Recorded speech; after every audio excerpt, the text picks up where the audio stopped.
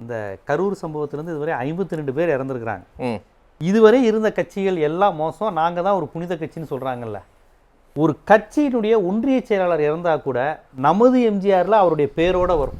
அது அந்த இறந்து போனவரோட மனைவிக்கும் குடும்பத்துக்கும் எவ்வளோ பெரிய அங்கீகாரம். ஜெயலலிதாமா நம்ம பேரை ஹஸ்பண்ட் பேரை போட்டிருக்கிறாங்க.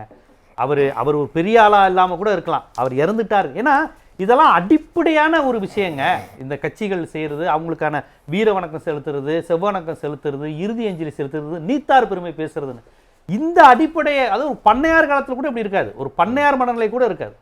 இவங்க தன்னை பார்க்க வந்தவன், அதாவது உனக்காக உயிரை விட்ட கூட்டம். அது பதறி இருக்க வேணாமா? அன்று இரவு நீங்கள் தூங்கி இருக்கக்கூடாது, ஆனால் நீங்கள் ஓடி இருக்கீங்க சென்னைக்கு. இப்படி எந்த தலைவரும் இருந்திருக்க மாட்டாங்க, எந்த தலைவரும் இருந்திருக்க. டிடிவி தினகரன் அடுத்த நாள் சொன்னார், இது என்ன தலைவர் இது, இன்னும் எப்படி உன் கட்சியில் உன்னை பார்க்க வந்தவங்கன்னு. சரி, கரூர் சம்பவத்துக்கு பிறகாது பார்த்தீங்கன்னா தொடர்ச்சியாக நடக்குது. பாவங்க புழைக்க வந்த ஒரு மகாராஷ்டிரா இளைஞன் செத்து போயிட்டாருங்க அந்த சேலத்திலேயே. இங்கே ஆமா, ஒண்ணுமே இல்லையே. ஏங்க இதுவரையும் விஜய் இறங்கு தெரிவிக்க மாட்டாருங்க. இவங்க திருப்பி புசியானந்து எட்டி பார்த்தாரு, ஆதவ அர்ஜுன் வரலான்னு இருந்தாரு, இப்படித்தான் அவங்க பேசுவாங்க. அவங்களுக்கு என்ன செய்யணும், ஏது செய்யணும். அதாவது இப்ப கூட பாருங்க, இறந்து போனவர் எங்களை பார்க்க வந்து இறந்து போனாருன்னு ஒத்துக்க மாட்டாங்க. அது திமுக காரு, திமுக போலீஸ், எதையாவது சொல்லிதான் இது பண்ணுவாங்களே ஒழிய, இதற்கும் காரணம் திமுக அரசு ஒழுங்கா கொடுக்கலன்னு தான் கடைசியில் கொண்டு போய் முடிப்பாங்க. சரியா அதை ஆர்கனைஸ் பண்ணல. இவங்க நிகழ்ச்சிக்கு மட்டும் ஆர்கனைஸே பண்ண முடியாதுங்க உலகத்துல யாராலையும். நாம் தமிழர் பண்ணிடலாம், கிளின்னு தினைக்கும் திராவிட கட்சியில கிளிக்கிற நாம் தமிழருக்கு அவங்க இந்த மாதிரி பிரச்சனை வந்தது கிடையாது. பாரதிய ஜனதா திராவிடத்தை அழிக்கணும்னு நினைக்கிற பாரதிய ஜனதாவுக்கு இங்க வந்து பிரச்சனை கிடையாது. அதிமுக கருணாநிதி ஒழியணும், ஸ்டாலின் ஒழியணும் தினைக்கும் பிரச்சாரம் செய்யற எடப்பாடி பழனிசாமிக்கு எந்த பிரச்சனையும் கிடையாது.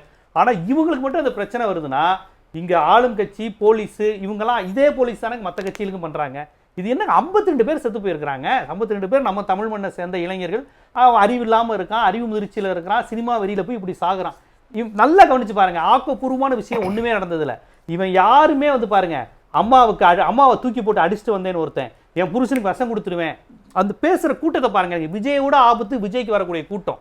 இந்த கூட்டம் எல்லாம் சேர்ந்து ஒரு கட்சியில் அசம்பிள் ஆகுதுன்னா இவங்களாம் நாளைக்கு என்ன ஆகும்? எவ்வளவு பெரிய, நான் சத்தியமா தமிழ்நாட்டில் இப்படி ஒரு கூட்டத்தை நான் பார்த்ததே இல்லை. ஏதோ நமக்கு பிடிக்காத கொள்கையில கூட ஒரு கூட்டம் இருக்கும். இந்த பேசுற கூட்டம் இருக்குல்ல, என் புருஷனை வந்து இன்னைக்கு ரொம்ப ஆபாசமான பெண்கள் பேசியிருக்கிறாங்க, அதை நான் சொல்ல விரும்பல, வேணாம், அது என்ன வார்த்தைன்னு உங்களுக்கே தெரியும். அதனால இவ்வளவு மோசமான ஒரு கூட்டம் தமிழ்நாட்டில் இருக்குங்கிறது உண்மையிலே பெரியார் மண்ணுங்கிற அடிப்பில் எனக்கு அது வேதனையா இருக்கு. இப்படி ஒரு கூட்டம் இருக்கேன். அப்ப நான் பயப்படுறது வெறும் விஜயை மட்டும் இல்லை, எப்பேற்பட்ட ஒரு சங் பரிவாரோட ஒரு மோசமான ஒரு கும்பலை உருவாக்குறாங்க. சங் பரிவார் வந்து டார்கெட்டா இவங்களை அடின்னு சொன்னாதான் அடிப்பாங்க. ஆனா இந்த கூட்டத்துக்கு எதிரிகள்னு யாரும் கிடையாது. விஜய் பார்த்து அடினா அடிச்சிருவாரு. அதைத்தான் ஆதவ அர்ஜுனா சொல்றாரு, அப்பப்ப நான் தூண்டி விடவா, ஸ்டாலின் நான் தூண்டி விடவான்னு. ஏன்னா அந்த ஜென்சி கிட்ஸுக்கு இவங்க தூண்டி விடக்கூடிய ஆட்களுக்கு விஜய் என்ன வேற ஒன்றும் இல்லைங்க. அந்த அலைய இந்த கூட்டம்லாம் ஓட்டு போட்டு தானே திமுக ஆட்சிக்கு வந்திருக்கு. அதிமுக சட்டமன்ற உறுப்பினர் இருக்கிறாங்க, நாம் தமிழர் 8% வாக்கு வாங்கி இருக்கு. அப்ப இந்த கூட்டத்தை மட்டும் தனிமைப்படுத்தி நீங்க சொல்வது வந்து எப்படி சரியா இருக்கு? எல்லாமே ஒண்ணு சேர்ந்துருக்கு பாருங்க. இப்ப எல்லார் வீட்லயும் அங்கங்க அப்படி இருக்கிறவன்ல தனியா ஒரு இடத்துல வச்சு ட்ரீட்மெண்ட் கொடுக்குறோன்னு எல்லா இடத்துலையும் சேர்க்கும் போது பார்க்க உங்களுக்கு ஒரு பயமா இருக்குமா இல்லையா? அதுதான் பயப்படுறோம். நான் அதை தான் சொல்றேன், சங் பரிவாரை பார்த்து நான் பயப்படுறத விட அதிகமா பயப்படுறது காரணம், சங் பரிவாருக்கு ஒரு டார்கெட் இருக்கு. மாநிலங்களே இருக்கக்கூடாது, மொழி உணர்வே இருக்கக்கூடாது, முஸ்லிம்களே இருக்கக்கூடாதுன்னு ஒரு உணர்வு இருக்கு. அவன் கத்தி எடுத்து டார்கெட் பண்ணி குத்த வரான்னு நமக்கு தெரியும். இந்த கூட்டத்துக்கு முஸ்லிம் எதிரி தமிழ் எதிரின்னு எதுவுமே கிடையாது, கொள்கையே கிடையாது. ஆனா குத்த தெரியாம குத்துவாங்க. வடிவேல் படத்துல சொல்ற மாதிரி அவன் குத்தி சோதனை இல்லாதமே குத்த தெரியாதுப்பா, எப்படி வேணாலும் குத்துவாங்கிற மாதிரி அந்த மாதிரி ஒரு கூட்டம். ஏன் கடுமையா பேசல? அதுதாங்க இது நான் கடுமையான வந்து அதிமுக கூட்டம் திமுக கூட்டம் எல்லாம் பார்க்காம வரல ரோட்ல எல்லாம். சரி, எவ்வளவு கேவலமா பேசுவாங்க, எவ்வளவு கெட்ட வார்த்தைகள். ஈவன் நீங்க அவார்டு கூட கொடுத்துக்கிறீங்க. பெண்களை கெட்ட வார்த்தையில பேசினவருக்கு தூக்கி உதயநிதி ஸ்டாலின் அவர்கள் அவார்டு கொடுத்திருக்காரு. உங்க கூட்டத்தை பார்த்து பயந்துதான், உங்க கூட்டத்தை பார்த்து பயந்துதான் பேசுறேன். இவ்வளவு நேரம் பேசுறேன், எந்த ஒரு கட்சி இல்ல நீங்க வந்து மனநிலை பாடலாம் சொல்றீங்க பேச முடியுது. ஆனா இவங்களால பேசுற உடனே இவங்க திமுக அவங்க திமுக இதத்தான் உங்களால பேச முடியும். நான் இப்ப அதிமுக எல்லா கட்சி பாரதிய ஜனதா பத்தி கூட பேசுறேன், அரசியல் சமூக நீதி எல்லாம் சொல்லிட்டு நாங்க ஏதோ அதுதான் பாஜக டோன் வந்துருச்சா? என்ன பெரிய பெரியார் மண்ணு வந்துருச்சா? சரி, பாசிச பாஜக என்ன பண்ண போறீங்க? பாசிச பாஜக அவ்வளவுதான். பாசிச பாஜக இப்படி கூட்ட தமிழ்நாட்டுக்கு ஆபத்துங்க. சாதிச்சீங்களா? ஒரே கேள்விங்க. இப்ப தமிழ்நாட்டை விட்டு வெளிய அனுப்பிட்டீங்களா? ஓட்டு பர்சன்டேஜ் அதிகம். அவர் முடிச்சிருங்க. 55 பேர் இந்த நடிகரை பார்த்து செத்து போயிருக்காங்கல, எத்தனை பேருக்கு இரங்கல் விட்டுருக்காரு, எத்தனை பேர் வீட்டுல போய் பாத்துருக்காருங்க. கூப்பிட்டு கால்ல விழுந்தாரு இல்லங்க, கூப்பிட்டு கால்ல விழுந்து கண்ணீர் விட்டு மன்னிப்பு கேட்டாரு. இது எவ்வளவு மோசமான விஷயங்க. செத்து போனவனே அப்புறமா வந்து கள்ளசாராயத்துல எவ்வளவு பேர் என்ன சொல்றேன், முடிய ஜீவா, நேரம் எவ்வளவு உங்க சட்டம் ஏங்க ஜெகன்மோகன் ரெட்டி பேச விட மாட்டேங்கிறாரு பாருங்க. ஜேம்ஸ் ஒரே நிமிஷம் முடிச்ச உடனே ஃபுல்லா ஜெகன்மோகன் ரெட்டியை வந்து வீட்டுக்கு வந்து ஆசீர்வாதம் வாங்க வேண்டியதானே, கீர்த்தி ருசேஷையும் புருஷனையும் வீட்டுக்கு கூட்டி வந்து ஆசீர்வாதம் வாங்க வேண்டியதானே. பணக்காரன் கோடீஸ்வரன் சிபிஐ கூப்பிட்டப்ப 8 மணினா 6:30 மணிக்கு போய் சல்ட் அடிச்சு வாட்ச்மேன் மாதிரி இருக்க தெரியுது. பணக்காரனும் அதிகார வர்க்கமும் அதிகாரிகளும் சினிமா நடிகரும் கோடீஸ்வரனும் கூப்பிட்டா போய் காலில் விழ தெரியுது. உனக்காக விசிடி உண்மைதானே, நான் சொன்னதுல மறுங்க பாப்போம். சரி சரி, பணக்காரன் கூப்பிட்டா, பிஜேபி கூப்பிட்டா, டெல்லி கூப்பிட்டா போய் காலில் விழுக தெரியுது, நடிகைகள் கூப்பிட்டா போக தெரியுது. உனக்கு விசிலடிச்சு போஸ்ட் ஓட்டுன இந்த முட்டாள்கள் கூப்பிட்டா சாகட்டும்னு ரசிக்க தெரியுது. அதான உண்மை. சரி நன்றி நன்றி விட்டுருங்க. என்ன நம்பி இத்தனை தமிழ செத்து போயிட்டு இருக்கு. இத்தனை வருஷமா ஓட்டு போட்டவங்க முட்டாளன்னீங்களா? அதுக்குன்னு ஏன் முட்டாளாக ஓட்டு போட்டுருவாங்க? என்ன இது வரை இல்ல இவர நம்பி கால்ல விழுந்தாங்க முட்டாளங்க. எம்ஜிஆர் பேசிட்டாரு, ஜெயலலிதா பேசிட்டாரு, கலைஞர் பேசி வைப்பை புரியுதுங்க.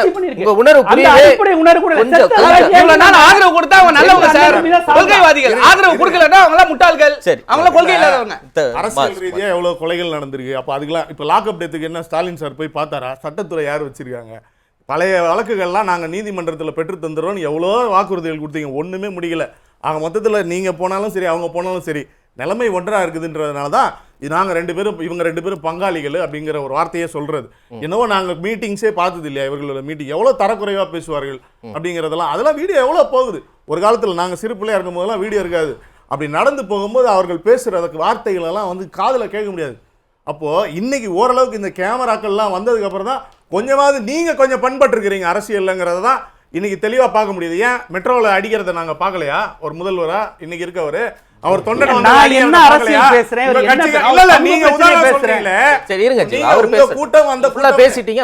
இவங்களுக்கு ஓட்டு போடும்போது மட்டும் அவர்கள் எங்களுக்கு ஓட்டு இல்ல, முதல்ல பத்திரிக்கையாளர் இவங்களுக்கு நான் சொன்னேன் உங்களுக்கு ஓட்டு போட சொன்னேன். என்ன பேசுறார் உங்களுக்கு சொன்னா ஓட்டு பொதுவா சொல்றாரு. அதுல பொதுவான அரசியல் கட்சிகள் இருக்கு. திமுக சொல்லிக்கிறாரு அவரே, விட்டுருங்க நீங்க. அது பொதுவா புரிஞ்சுக்கோங்க. அப்போ இவர்களுக்கு வாக்குகள் செலுத்தும் போது இளைஞர்கள் ஆதரவு எங்களுக்கு இருக்கு, இளைஞர்கள் எங்களை நோக்கி கவனிக்கிறார்கள், இதெல்லாம் இன்னைக்கு வந்து அந்த மொத்த இளைஞர்களும் விஜய் அவர்களுக்கு வாக்கு செலுத்த போறாங்கன்னு எந்த அளவுக்கு தரக்குறைவான வார்த்தைகளை உபயோகப்படுத்துறாங்க. அவங்களுக்கு வந்து பயமா இருக்கும், இவங்களுக்கு பார்க்கறதுக்கு அவர்களுக்கு மனநிலை நீங்க தான் தமிழகத்தையே வந்து இந்திய நாடுக்கு முன்னோடின்னு சொல்றீங்க.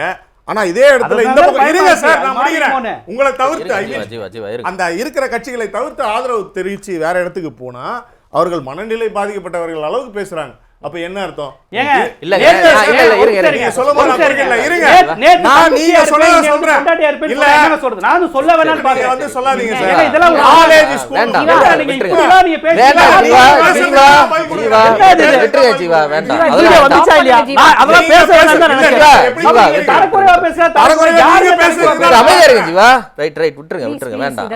அதாவது இவர்கள் எந்த அரசியலை முன்னெடுக்கிறார்களோ அதற்கு தான் வந்து மக்களும் அது இளைஞர்களும் அந்த சைடு போறாங்க. திமுகன்னு சொல்லுங்க, இவர்கள்ன்றது நான் எல்லா கட்சியும் சொல்றேன் சார், எக்ஸிஸ்டிங் எல்லாரையும் சேர்த்து தான் சொல்றேன். ரைட். சோ மக்களுக்கு தெளிவான அரசியலை ஒவ்வொரு மீட்டிங்லயும் ஒவ்வொரு ரகத்திலும் ஒவ்வொரு பிரச்சனைகளையும் கொண்டு வந்து சேர்த்து குரல் கொடுத்துட்டு தான் இருக்காரு.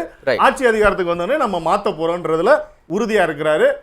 அதனால விஜய் அவர்கள் நிச்சயமா மக்கள் ஆதரவோட இது எல்லாத்தையும் மாற்றுவார்.